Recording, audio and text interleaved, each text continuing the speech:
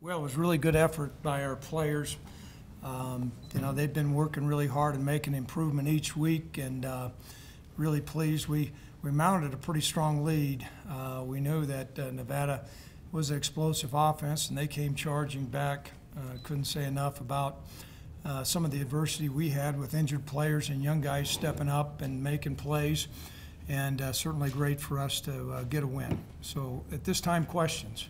Craig, it seemed like, for a while there, it was about as balanced and good effort you had. You had to hold on there at the end, but talk about your offense.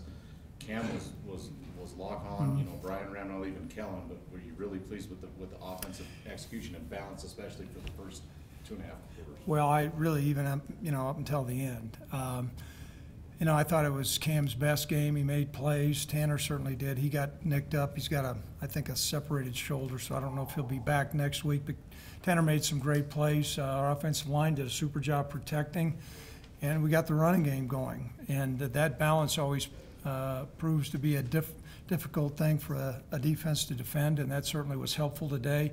And then what I thought was so great was to see a young player like Helen Overstreet go out there and compete and make plays, and then also come up and, our stamp on the long hauls, we're able to take the ball on the 5-yard line and just pound it in. And so it was a great performance by our offense. That's your defense too, Craig. I know you were down a couple guys already to start. Yep. Appleby goes down early in the game. You got a young secondary, and I know they gave up some plays yards late, but I thought that was also a pretty good effort, especially who you had out there. Right. What was really gratifying was to see a lot of guys who were unproven players go out there, and it wasn't like they were afraid of the competition, and particularly come up with a big play on 4th down and 5. That's been a long time coming, and so couldn't be happier for our players. Coach, at the end of the half, the defense makes a stop, offense scores a touchdown.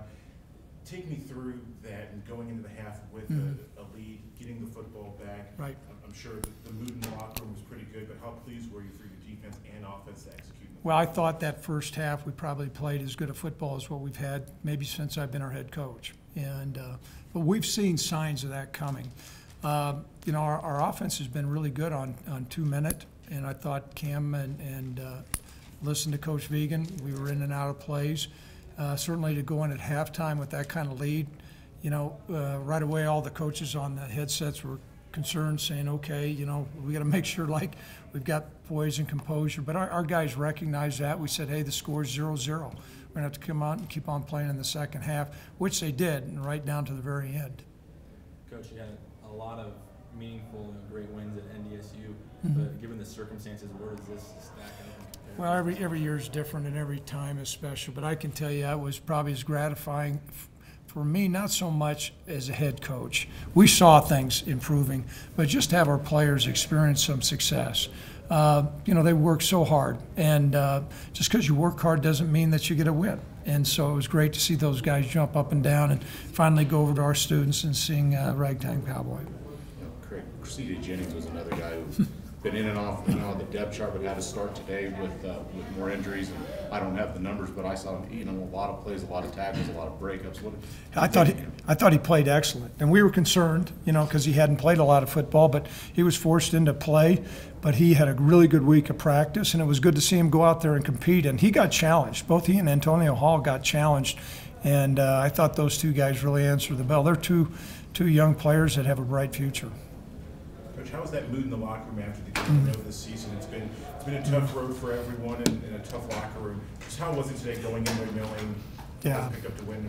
It was electric. I can tell you that. Our guys, they believed in our system. They kept believing and working hard, and that a win would eventually come. And for them to experience that, it was certainly loud. I had to have earplugs, I can tell you that. Back to Cam, and even Brian, we know last week the mistakes they had were tough, but they came back and Cam, I think 2 of his incompletions, one was a drop and one was just barely out of bounds. How on top was he today? Well, I thought that really he's a competitor, and coming into this game, he knew that how their defense was deployed, he was going to need to play well. Same thing with Brian.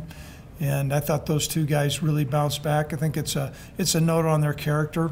They're not going to get down too long. They're not going to get down on themselves. They're going to get right back in the fight and deliver. Coach, were you surprised by Nevada's no-huddle offense right there at the end of the first half? No, not really. You know, teams, that's kind of an in vogue thing.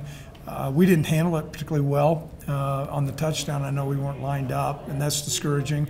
But I thought our guys got adjusted better as the game went along. But that caught us off guard, not so much in our preparation, but just the timing. We didn't execute particularly well with that. Coach, what was the most challenging part of that whole losing streak?